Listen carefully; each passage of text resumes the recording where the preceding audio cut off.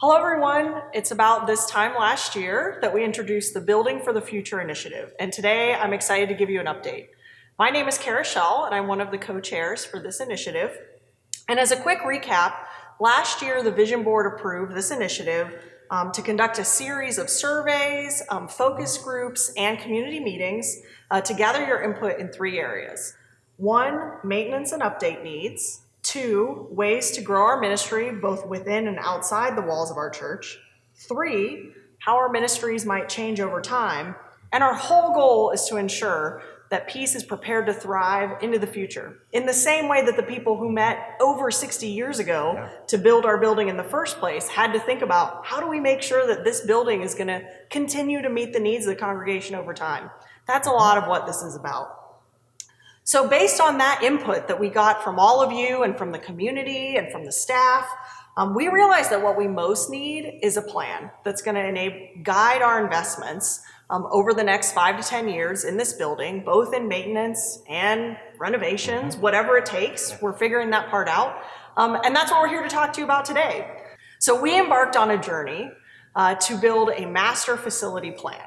And we have hired Rogers Kranek Architects to do that. And I have with me here today Peter, who's going to tell us a little bit more about what a master facility plan is. Yeah, glad to be here. Thanks, Kara. Yeah. So a master facility plan is really a glimpse into the future, looking at short-term and long-term goals, all related to how can we make sure that the activities here at Peace can thrive into the future.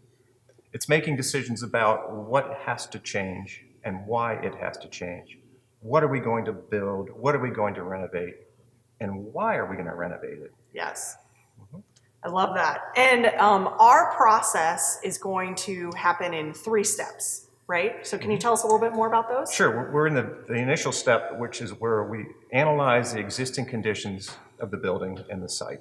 So we've had our team come in, take measurements, do drawings of the existing facilities, and actually know what we're starting with related to building, maintenance, building code, site, storm drainage, all those great fun things. We had a lot of conversations about parking lots. Yes, we did. And then there's another process, and that's a programming process where we really want to explore what all of the activities are here at Peace. And we'll organize the committee and reach out to many people within the congregation to gain that information, to understand what the activities needs are, what they relate to with other activities, and set forth then a document that is really setting the tone for the design work. The design work is the next step, and that's creating that master plan. It's looking at various options that would show the renovation or additions or the changes that need to be made to accommodate all of those activities. Yeah, very excited about this. But then beyond that is the rest of the design work to define and detail that design. Got to raise some money, do the documents, build it, and then have a party. Yes, big party. That's the whole end game. I love that. Thanks, Peter. So we had our short intro that we teased everyone with. Now we get to have the deeper dive into master facility planning. So let's start a little bit with Rogers Kranek and your history doing this type of work. Sure. For 22 years now, Rogers Kranek has been working with many different congregations.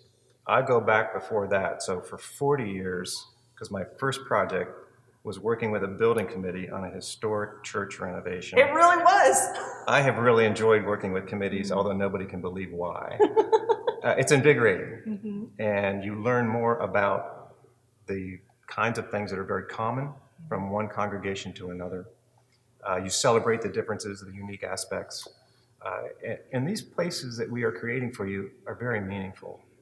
Major life events occur in places of worship. So we've been thrilled to hone a process that really helps a congregation to learn about who they are, but more importantly, to learn about who they want to be. And that comes from a lot of conversation. It also comes from us helping you to open your eyes, to look around and to see what might not be working, because we look at it with fresh eyes. Yeah. I think just this process already, when you actually step back and you say, well, yeah, we've been making this ministry, pick ministry X, when we've been making that work in this building. I think about a lot, actually, all the outreach we do, and we have that one closet, and we have to keep the doors open because it gets too hot in the closet. We just do it. Yeah. We just make it work, which is great. But here's our chance to rethink. That's just a small example. So the challenge many times is allowing for a committee and a congregation to authentically open their eyes, to be open to new ideas, to listen to each other. Because somebody's going to say, 40 years ago, this is the way we did it. Why do we have to change that? Or, I saw this somewhere else. A different congregation is doing this activity that way. And here's why it worked so beautifully. Can we bring that here? So we bring to Peace all of this experience. Yes. In not only doing the architecture, but in leading a process so that the committee and the congregation can confidently understand why you're building, why you're renovating. Why did we eliminate that space? Why do we need so much storage?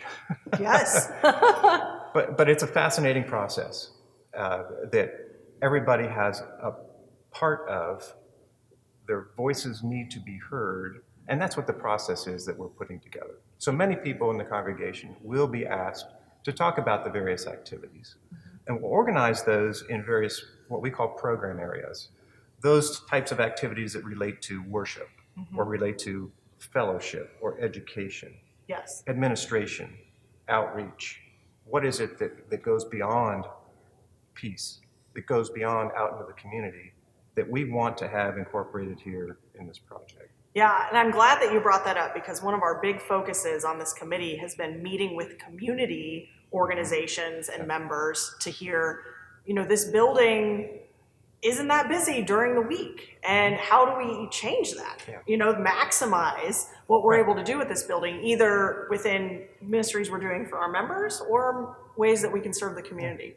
And it's also then prioritizing that, because spaces need to be multi-used, multi-function, multi-purpose, but it has to work for every purpose. It has to work for all the functions in a way that helps the community and the congregation thrive. Yes. So the master planning process of showing diagrams of how building spaces can be organized and outdoor spaces can be organized is putting forth a vision. And there are things about option A that you'll love, and option B that you'll love, and option C, and can we get the best out of all of that?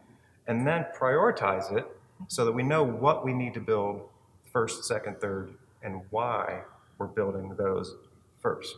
Because many times a project is divided into phases. Can we do it all? Yeah. 60 years ago, could they have built the connection center and would it have worked for the congregation back then? What are they going to be saying in 10 years, 30 years, 60 years about the decisions that we're all making today regarding this process? Yeah, and we have been very successful here at Peace at running campaigns for specific needs. We had a roof campaign, the Soaked campaign, if people remember that. We repaired our organ. We got new furniture for the narthex. So we've done these sort of discrete improvements. And what I'm really excited about with this master plan is what you said, that this gives us like the roadmap, right? This is our Google Maps set of directions that says, here's the order we need to do things. Here's the things that are going to have the most value for us over time. It's going to be great. And there's a lot of decisions that need to be made. And you will be overwhelmed if you try to make all those decisions in the first week, the first month, the first portion of the project. Yes. Our process guides you to making the decisions when you need to make them so that there's a logical momentum in the project and in the process. And it truly is transformational. We've seen where some members of congregations get re-engaged into the life of the community of that congregation in a way that they didn't expect. It truly is invigorating, and personally and selfishly, it's very helpful for me, our staff, our consultant team, to be able to work with projects like this. So we're really excited about this. Yeah, I love that. So we just finished, or are in the process of finishing, the first phase of this that you mentioned, which is the as-built conditions summary. It's quite a report. So what were some of the kind of key takeaways from that for people? So a lot of things that we look at are related to the physical shortcomings of a building related to life safety or building code or maintenance. And we don't want you to get too hung up on those because we can fix those as we go through the project. But there are other things we look at, well, how often is this room used versus how overbooked is this place? Yeah. And how many people need to be accommodated here or here or here? How, as we move into the programming process, as we identify the activities and the details for the requirements of those activities, how can we be assured that we've got to the right kind of space allocated for the right type of activity? And then mold in some flexibility because things change. Yeah. So beyond that, the architectural plans come forth, the site plans come forth. More and more drawings are then created as a project moves beyond this master planning phase. So we have a facility master plan in hand, and that's a logical milestone in this process. Yeah. I think we'll have a party at the end of that milestone. Might have a party then.